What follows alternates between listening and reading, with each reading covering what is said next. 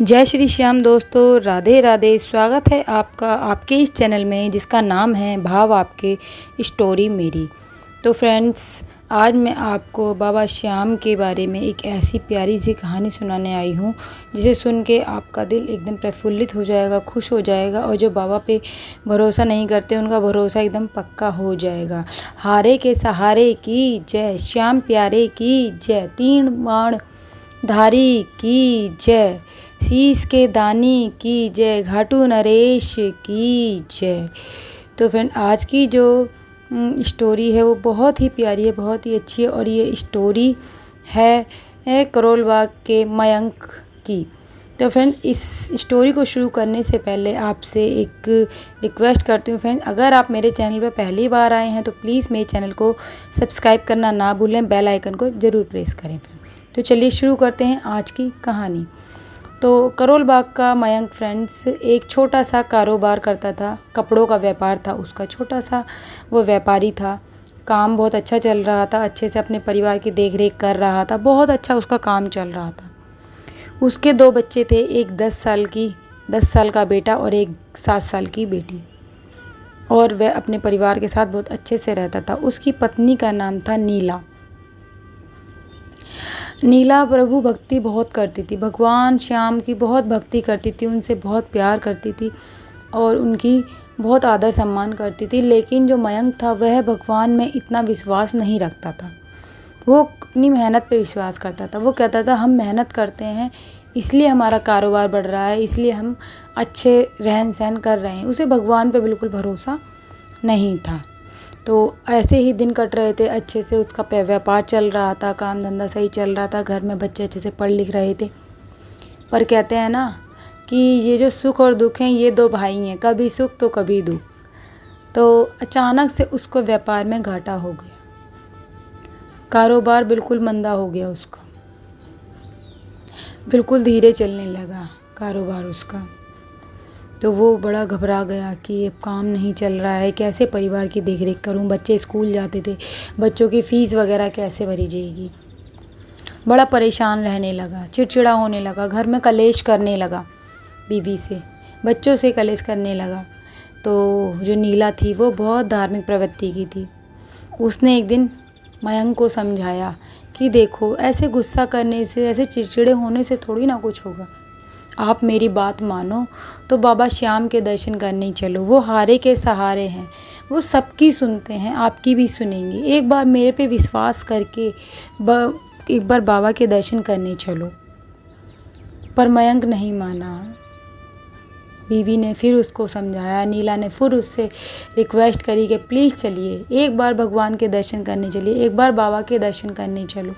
आपको खुद पता चल जाएगा कि बाबा सच में हारे के सहारे हैं। नीला के इतने आग्रह करने पर मयंक राजी हो गया। अगले दिन उसने अपनी टिकट बुक करवाई। उनके मोहल्ले से ही एक बस जा रही थी जिसमें कम से कम 40 लोग जा रहे थे। वह भी उस बस में जाने के लिए रेडी हो गए। रात को 10 बजे के करीब बस चली।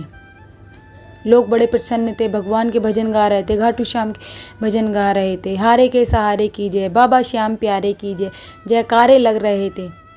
भक्त बड़े प्रसन्न होकर जा रहे थे। चलते रही, बस चलती रही। उसमें एक बुजुर्ग भी था जो अपने बेटे के संग आया था। वो हार्ट के पेशेंट थे, पर उन्होंने अपने बेटे से बोला था कि मैं आखिरी बार बाबा के दर्शन करना चाहता हूँ, ताकि जब मैं दुनिया से जाऊं तो एक बार मुझे बाबा के दर्शन करा दे बेटा। तो वो भी थे। बस चल दी। दिल्ली से बस हरियाणा में एंट्री करी बस ने। जब बाबा के दरबार के आसपास जब पहुँचे तो वहाँ टेढ़े मेढ़े रास्ते, एक तरफ खाई एक तरफ पहाड़ थी। तो बस चलती रही। मौसम ख़राब हो गया, बहुत तेज़ बारिश हो गई, बादल गड़गड़ाने लगे। ड्राइवर घबरा गया। ड्राइवर के साथ उसका एक फ्रेंड भी था। वो बोला, अरे यार, ये तो बहुत ज़्यादा ही मौसम ख़राब हो रहा है, बस बड़े ध्यान से चलानी पड़ेगी। उसका दोस्त बोला, हाँ भैया, बस आप ध्यान से चलाइए। तो जब एकदम उस रास्ते पे गए जहाँ पे एक तरफ खाई और एक तरफ पहाड़ था, लोग भगवान के भजन गा रहे थे। बारिश इतनी तेज़ हो रही थी कि सड़क चिकनी हो गई, क्योंकि वहाँ सारा रेतीला इलाका है, मिट्टी मिट्टी रेत रेत है। तो रेतीले इलाके पे चिकना हो गया और मिट्टी गीली हो गई। बस एकदम से पता ही नहीं चला, एकदम बस खाई में गिरने लगी। ड्राइवर ने बहुत ब्रेक लगाए लेकिन ब्रेक नहीं लगी और बस खाई से नीचे गिरने लगी। लोग चिल्लाने लगे, घबराने लगे। लेकिन जो मयंक की पत्नी थी वो हाथ जोड़ के बस में बैठी रही, भगवान का ध्यान करती रही। जय घाटू श्याम की, हारे के सहारे की, हारे के सहारे की जय। तो बस खाई में गिरने लगी तो एकदम से बस कहीं अटक गई, किसी पत्थर के ऊपर बस का पहिया अटक गया, वहीं बस अटक गई। बस थमी, थोड़ी देर के लिए सन्नाटा हो गया, चारों तरफ अंधेरा था। फिर मयंक की नज़र खिड़की के बाहर गई। घबरा के वो इधर उधर सब देख रहे थे। मयंक की नज़र भी खिड़की के बाहर गई। देखा दूर एक नीला घोड़ा खड़ा है जिसकी आंखें चमचमा रही हैं। वह देखने लगा, कह रहा इतनी रात में ये घोड़ा यहाँ कैसे आया? नीले रंग का घोड़ा।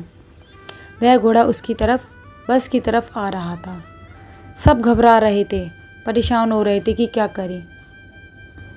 फिर पता नहीं एकदम से क्या हुआ कि उस बस को किसी ने संभाला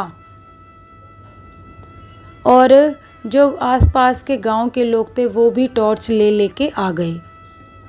उन्होंने बताया कि हम इस रास्ते पे कभी आते नहीं हैं, लेकिन आज पता नहीं क्या हुआ, सपना आया हम सबको एक साथ कि खाई में एक बस गिर रही है, आप लोग जाइए और उन लोगों को बचाइए। सब ने रस्सी वस्सी लेके आए थे वो लोग, डंडे वंडे लेके बस को पता नहीं कैसे करके उन लोगों ने संभाला और उन सभी लोगों को बस से नीचे उतारा। थोड़ी बहुत चोट सबको आई थी, लेकिन बाबा की कृपा से, बाबा श्याम की कृपा से कोई भी ज़्यादा जख्मी नहीं हुआ, ना किसी को कोई परेशानी हुई। हल्की फुल्की चोटें हर किसी को थोड़ी बहुत आई, सब उतर गए। उसी गांव में से एक इंसान ने देखा कि बस तो एक छोटे से पत्थर पर टिकी हुई है, जो पत्थर एक इंसान का वजन भी नहीं संभाल सकता। उस पत्थर पे एक पूरी की पूरी बस 40 लोगों से भरी हुई बस टिकी हुई थी। उसने कहा ये तो एक चमत्कार ही है, ये बाबा श्याम का चमत्कार है जो इतने से पत्थर पे आपकी बस टिकी हुई है और आप आराम से उतर गए, कोई परेशानी नहीं हुई। बस में से जैसे ही सब उतरे, उन्होंने देखा तो नीला घोड़ा गायब हो गया, किसी को नहीं दिखा, अंतर ध्यान हो गया। सब बड़े अचंभित हुए। फिर वहाँ से सभी लोगों को निकाला गया, बाहर लाए, दवाई गोली करवा के सबको बाबा के मंदिर में छोड़ा गया। बाबा के मंदिर में जैसे ही मयंक ने एंट्री करी, उसने बाबा को देखा और बाबा को देखते ही उसकी आंखों में से झरझर आंसू टपकने लगे, जैसे कि मतलब वो बाबा से बातें कर रहा हो, ऐसे लग रहा था। झरझर आंसू टपक रहे हैं कि बाबा अब तक मुझे तुम पे विश्वास नहीं था, लेकिन आज मुझे तुम पे बहुत विश्वास हो गया, दृढ़ विश्वास हो गया कि तुम सच में हारे के सहारे हो। तुम जिसका हाथ पकड़ लो उसकी नैया कभी डूब ही नहीं सकती। खुशी खुशी बाबा के दर्शन करे और वहाँ से एक घाटू श्याम की मूर्ति भी खरीद के अपने घर लेके आया। अपने घर में उनको विराजमान किया, उनको रोज़ भजन कीर्तन उनका करता, पूजा पाठ करता और बाबा की ऐसी कृपा हुई कि उसका कारोबार फिर से तेज़ी से जैसा था वैसा ही चलने लगा। उसने बाबा को संकल्प किया था कि बाबा जब मेरा कारोबार अच्छा चलने लगेगा, मेरे घर परिवार की परिस्थिति पहले जैसी हो जाएगी, तो मैं आपको चांदी का मुकुट पहनाऊंगा। उसका कारोबार ठीक ठाक चलने लगा, खूब अच्छा हुआ। तो उसने बाबा का चांदी का मुकुट बनवाया। बाबा का मुकुट बनवाया चांदी का और लेके गया बाबा के धाम। बाबा को मुकुट पहनाया, बाबा के दर्शन करे और आज वे बाबा की कृपा से बहुत अच्छा उसका घर परिवार चल रहा है, बच्चे खूब अच्छे से पढ़ाई कर रहे हैं। तो ऐसी होती है मेरे श्याम बाबा की कृपा। तो कलयुग के अवतारी हैं ये, कलयुग में जो भी हारा है उसका सहारा बनते हैं ये। तो इन पे अपना विश्वास बनाइए और बाबा श्याम की कृपा से अपना बेड़ा पार कीजिए। तो अगर आपको मेरी वीडियो अच्छी लगी हो तो प्लीज़ मेरी वीडियो को लाइक कीजिएगा, चैनल को सब्सक्राइब कीजिएगा और कमेंट जय श्री श्याम भी ज़रूर लिखिएगा। तो मिलते हैं अगली वीडियो में अगली कहानी के साथ, तब तक के लिए जय श्री श्याम दोस्तों।